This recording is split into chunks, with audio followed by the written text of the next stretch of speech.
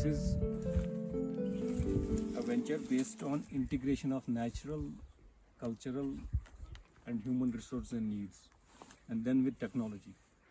तो अभी जो पॉली क्राइसिस हम देख रहे हैं दुनिया में, चाहे एनवायरनमेंट के हवाले से देखें आप, हेल्थ के हवाले से देखें, इकोनॉमी के हवाले से देखें, इतनी सारी क्राइसिस हैं कि we are unable to keep up. so called modernization, हाँ, so called technological revolution. हाँ, काफ़ी लोगों ने प्रेडिक्ट किया था कि जब ऐसी हालत हो जाएगी कि when you are unable to keep up with so many crisis और chaos की सिचुएशन है, so that's the end of the world, because you will stop Thinking. you will stop to be able to use your brain, because आप you are always trying to keep up. कभी ये crisis है, कभी वो crisis है, कभी वो crisis है, आप आगे की सोच ही नहीं पा रहे. तो वैसी कुछ हालत बन रही है दुनिया में. बिल्कुल बन रही है. अभी हम यहाँ हैं, इतने खुशकिस्मत हैं, मतलब दुनिया में जंगें चल रही हैं और इतनी वायलेंट और वाहियात जंगें चल रही हैं कि मगर किसी का ध्यान ही नहीं है उस हासिल कुछ नहीं है. हाँ, और दूसरे एनवायरमेंटल क्राइसिस हैं, फिर हेल्थ क्राइसिस हैं, अभी कुछ पैंडमिक का ड्रामा हुआ था और ऐसी काफ़ी सारी चीज़ें. तो उसका जो इलाज है मेरे नज़दीक, ये जो ग्लोबलाइजेशन है या जो भी पैराडाइम है, इकोनॉमिक पैराडाइम, जो डेवलपमेंट काफ़ी मिसडायरेक्टेड है and has gone out of control. We need to get back to localisation and local wisdom and culture has to be integrated with the modern knowledge and modern science. और ये वैसा ही हमारा अपने छोटे level पे एक experiment है कि you use the local cultural wisdom, चाहे वो खेती के रंग से हो, फार्मिंग के हवाले से हो, या आपकी बिल्डिंग्स के हवाले से हो, या आपकी जो लाइफस्टाइल के हवाले से हो, चाहे आप खाते क्या हैं, आप वो जो हैंडक्राफ्ट्स बनाते हैं, मैटिंग आपकी या बैठने का, उठने का, वो सब चीज़ें सारा उसमें जो ट्रेडिशनल कल्चरल विजडम जो बड़े बुजुर्गों ने तरीके अपनाए थे और हमको पास ऑन किए हैं, उनको हमको जोड़ने की ज़रूरत है मॉडर्न साइंस और मॉडर्न नॉलेज से.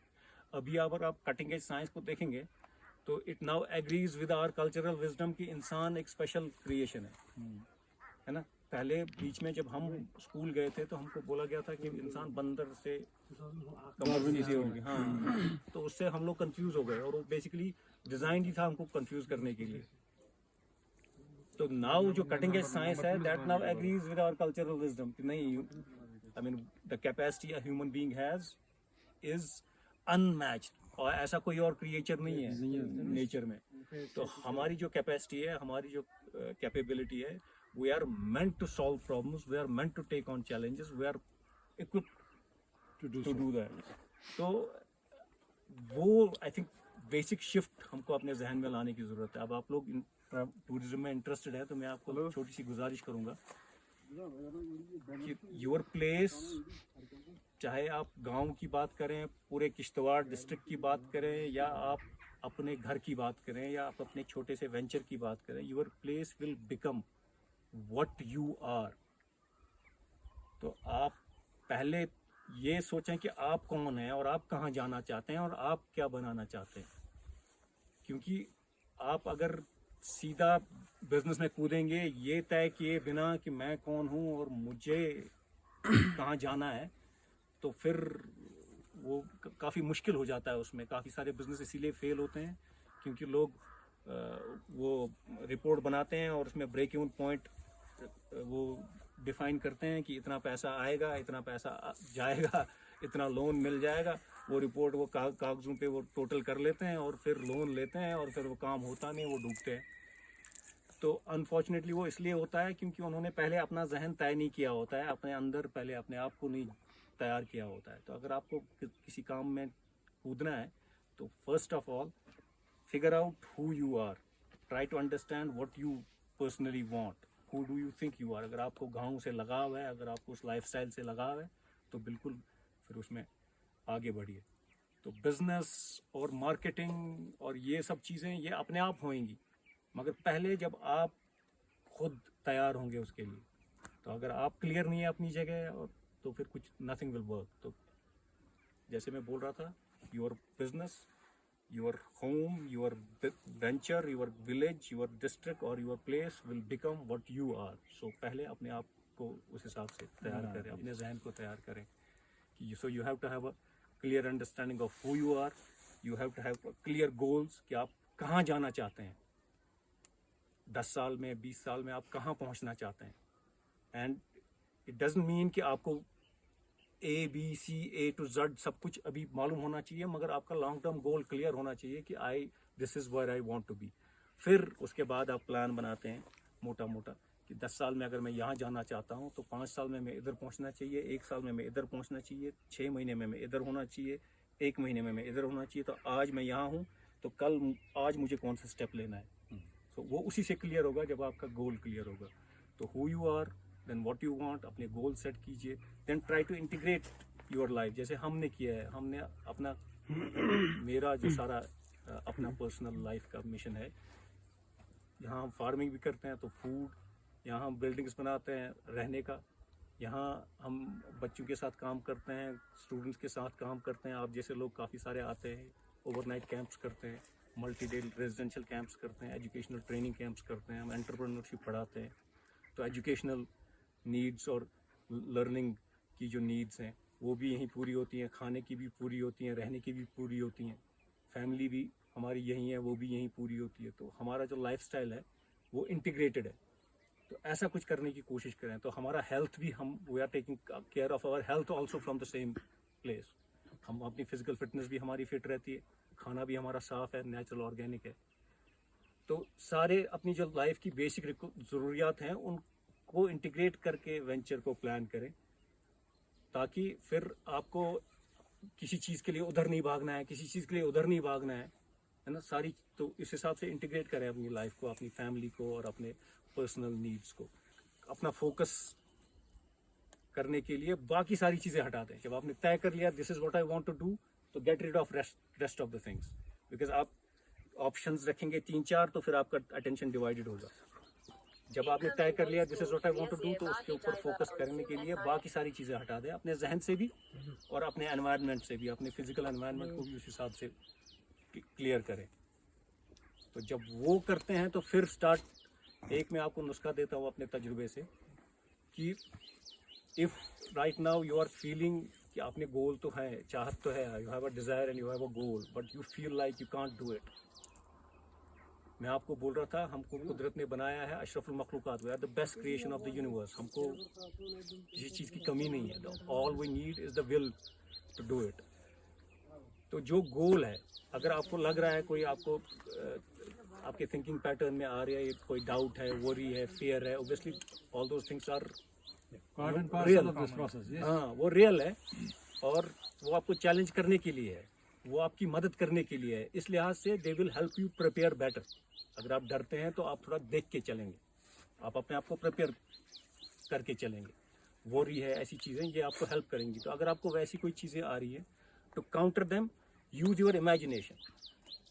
Imagination is the biggest, as they say, nation in the world. Imagination की जो कैपेसिटी है, इंसान की जो क्रिएटिविटी है, इस पे कोई लिमिट नहीं है. ये हमको बेसिकली अलग करती है बाकी जानवरों से. तो you can imagine, you can create. तो आप अपने आप को इमेजिन कीजिए कि you are achieving that goal and you have achieved that गोल.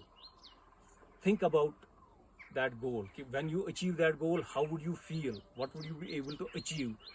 आपकी फैमिली के लिए आप क्या कर पाएंगे, आपके गांव के लिए आप क्या कर पाएंगे, आपके अपने लिए आप क्या कर पाएंगे, लोग आपको कैसे देखेंगे जब आप वो गोल अचीव करेंगे. when you start imagining this and giving your brain more information, तो आपको और मोटिवेशन मिलता है. ब्रेन अपने आप उस तरफ आपको हाँ, ये वो आपको उस तरफ ले जाता है, उस तरफ पुश करता है, उस तरफ आपको भेजता है.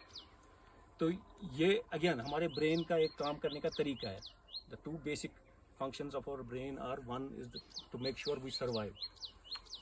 और जो हम पहले बातें कर रहे थे डर वर, वो उसी लिए है कि आपके जहन को हंग तमंग का फजूल का डर लगता है, क्योंकि इसका काम है आपको सर्वाइव करवाना, आपको ज़िंदा रखना.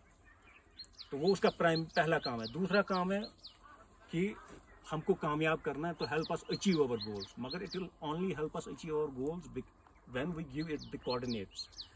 कोऑर्डिनेट्स मतलब उसके बारे में इंफॉर्मेशन देंगे. और ये the way our brain processes information is not by textbooks. It is by our emotions, हमारी फीलिंग्स, हमारे इमेजेस क्या चलती हैं। जैसे पिक्चर होती है ना, जब फिल्म देख रहे होते हैं हम, हमारा ध्यान कहीं और नहीं जाता, क्योंकि उसमें हमारा विजुअल भी यू नो एंगेज्ड है, हमारा Action in motion, what I was Auditory telling you भी- guys. ऑडिटरी भी एंगेज्ड है, हमारा इमोशन भी एंगेज्ड है, हम फील भी करते हैं उसके कैरेक्टर की इमोशंस, है ना। उस वजह से हम एनक्रॉस हो जाते हैं।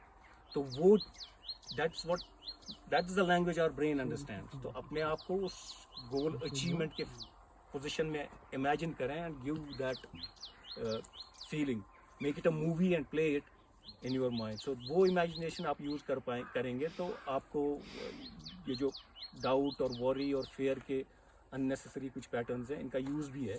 सो you won't be able to get rid of all of it. मगर जो अननेसेसरी है वो अपने आप दूर हो जाएगा, आपको क्लैरिटी मिलेगी, आपको मोटिवेशन First मिलेगा। of what I can Yeah, just one understand. last yeah, point please. I wanted to make. उसके बाद जो आपके पास कंटेनर है ना, to bring it all together, that is your day, that is your 24 hours. Daily आपको, जिसको भी आप मानते हैं, अल्लाह को मानते हैं, भगवान को मानते हैं, खुदा को मानते हैं, जिसको भी मानते हैं, वो आपको डेली सुबह 24 घंटे का एक बकेट देता है। उस बकेट में आप क्या डालते हैं वो आपके ऊपर है, ठीक है। So that is how you bring it all together. तो अपने 24 घंटे पे नज़र डालिए, what do you need out of that. 8-10 घंटे सोने के लिए चाहिए, वो निकाल दीजिए। 2-4 घंटे साफ़ सफाई के लिए, खाने पीने के लिए चाहिए, वो निकाल दीजिए। बाकी 10-12 घंटे बचते हैं, you should be focusing on your goal all the time. चाहे आप पढ़ रहे हैं, चाहे आप यूट्यूब देख रहे हैं, चाहे आप फेसबुक देख रहे हैं, it should all be connected to your goal. चाहे आप बात कर रहे हैं, it should be connected to your goal. Everything you do, जो बाकी 12 घंटे है। तो ये 6 पॉइंट्स मैं बताना चाहता हूँ। Who you are, what you want, goals. Number 3 is number 3 क्या बोला था मैंने? एक तो मैनिफेस्टेशन का आपने को अचीव हाँ, करने के लिए। so number 1 is who you are, number 2 is what you want, number 3 is integrate all areas of your life, number 4 is create focus, declutter your mind. When you decide your goal, get rid of everything else. कोई फन्ने खान है, उसको छोड़ो, आप किसी और field में, आप अपने फील्ड पे फोकस करो, अपने काम पे फोकस करो। Number 5 is to imagination, use your imagination. Number 6 is to put it all in your daily container, आपका जो दिन है 24 घंटे। Sir, Like after watching this whole campus, we can now safely say this seems to be a completely a sustainable enterprise. Used the localized materials.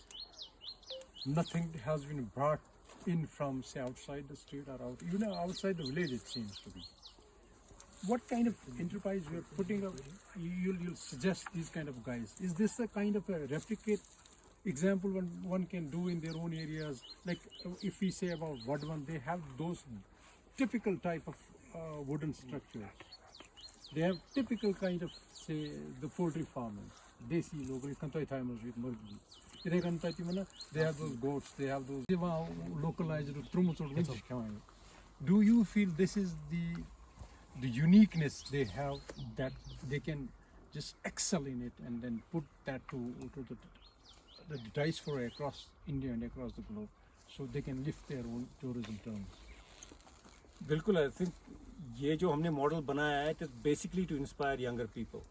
मेरा जो personal mission है, that is to work with younger people and help and the unnecessary suffering and exploitation, because a lot of the people are suffering and being exploited because they are ignorant about their real power. तो ये जो venture है, our mission is to build integrative and regenerative lifestyles and communities.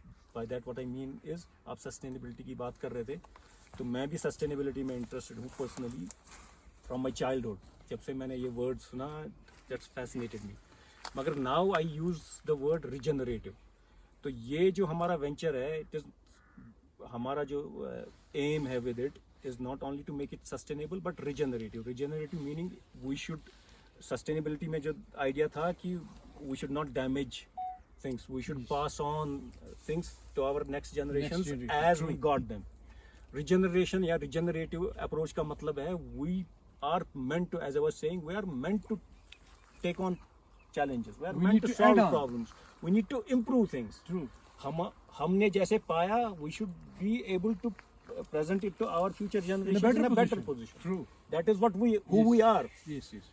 तो उस लिहाज से ये जो हम प्रैक्टिसेस यहाँ प्रैक्टिस करते हैं और प्रमोट करने की कोशिश कर रहे हैं, दैट दे आर रिजनरेटिव. तो सस्टेनेबिलिटी एंड रिजनरेशन उस लिहाज से एक ही चीज़ है, मगर regeneration in my understanding is the next step to that. तो ये रेप्लिकेबल भी है.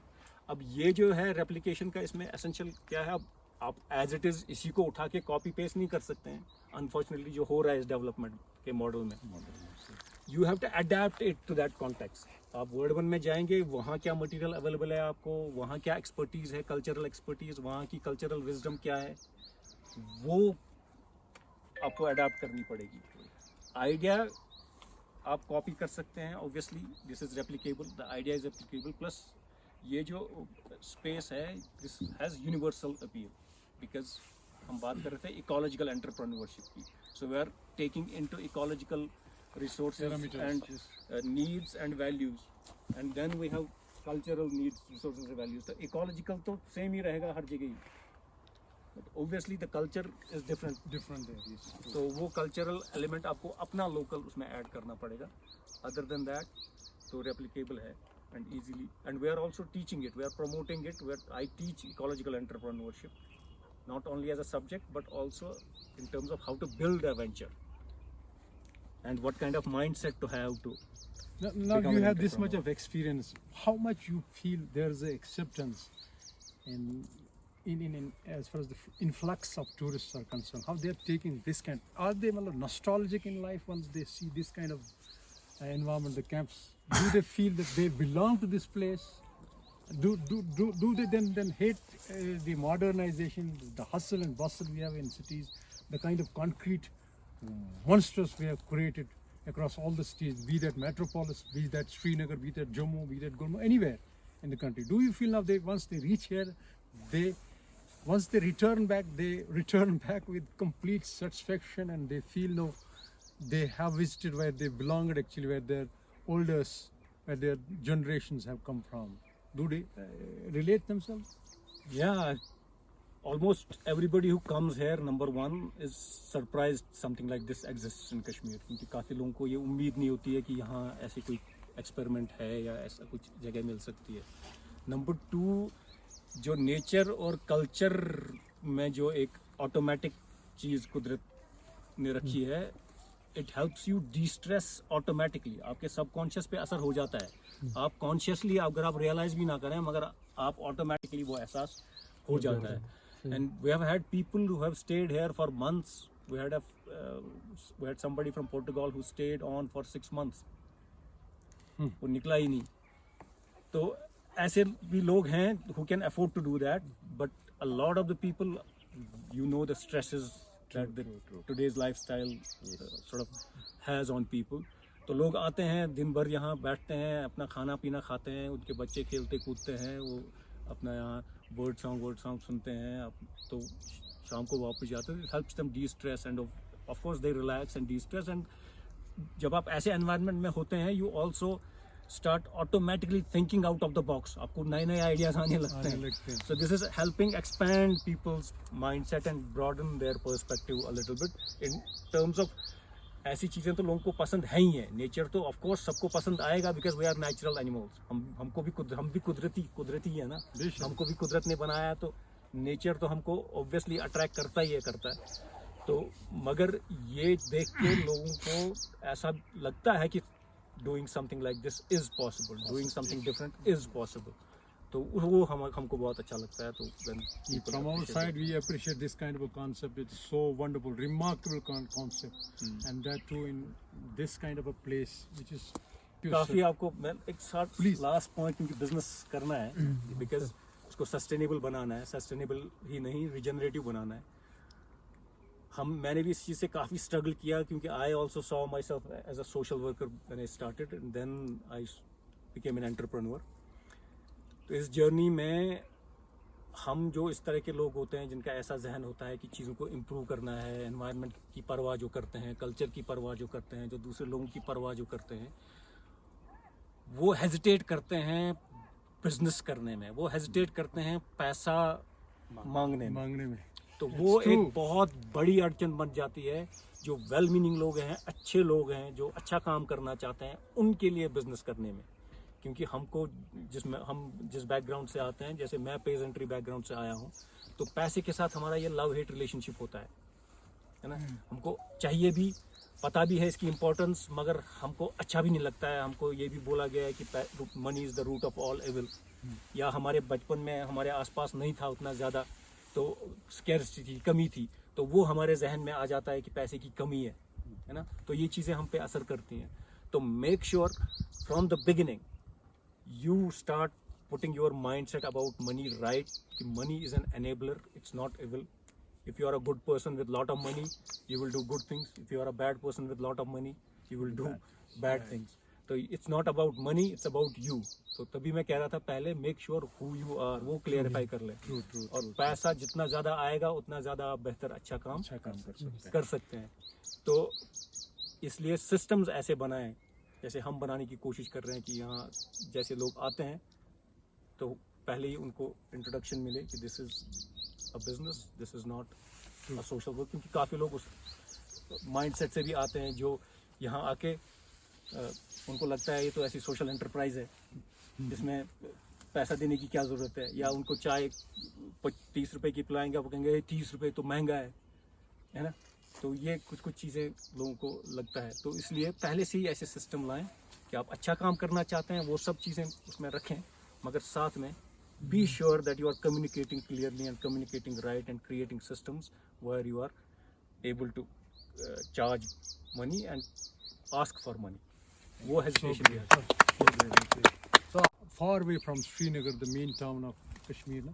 But still making it, managing it, making it a successful green enterprise. That's what this whole business is all about. This what whole concept is all about. जी, Thank इसमें you. I'm on the behalf of District Administration Kishtwar and Kishtwar Development Authority, I Dr. Muzaffar Ahmed Rathir, Publicity in Charge, Tourism Department Kishtwar, आपका thanks करते हैं, शुक्रिया करते हैं कि आपने इतनी अच्छी बातें बताई जो हमने हमारे जो एंटरप्रेन्योर्स थे, हमने इनको एक एक्सपोजर टूर पे लाया था। I am very much thankful bye my heart, inner core of my heart. हाँ जी, नमस्ते। मैं आशीष चौहान हूँ और मैं पार्टर से बिलोंग करता हूँ। आज यहाँ हग विलेज में जब हम आए और जो यहाँ पे हमें सीखने को मिला, इट इज़ फिनोमिनल। मैं कहूँगा कि ऐसी लर्निंग मैं ढूंढ रहा था।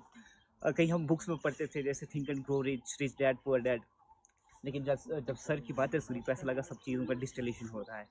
आज हम पहले जब किश्तवाड़ से हमने ये एक्सपोजर टूर स्टार्ट किया था तो हमारी एंटरप्रेन्योरशिप को लेकर सोच एक अलग सी थी, लेकिन जैसे ये 6 मिनट का लेक्चर सुनने के बाद मुझे लगता है एक अंदर भूचाल सा आया है कि मेरी मतलब एंटरप्रेन्योरशिप को लेकर जो है वो सोच ही बदल चुकी है। होपफुली कि जो ये लर्निंग मैंने सीखी यहाँ पे, जो एक्सपीरियंस मैंने गेन किया यहाँ पे, मैं जब बॉर्डर जाऊँगा, मैं डिस्ट्रिक्ट किश्तवाड़ में जाऊँगा तो शायद ये लर्निंग वहाँ पे इम्प्लीमेंट करने में शायद सक्सेसफुल हो जाऊँगा। I would like to thank Faiz sir, I would like to thank this Saag village, और ये बहुत ही फिनोमिनल चीज़ है, मेस्मराइजिंग है। Thank you.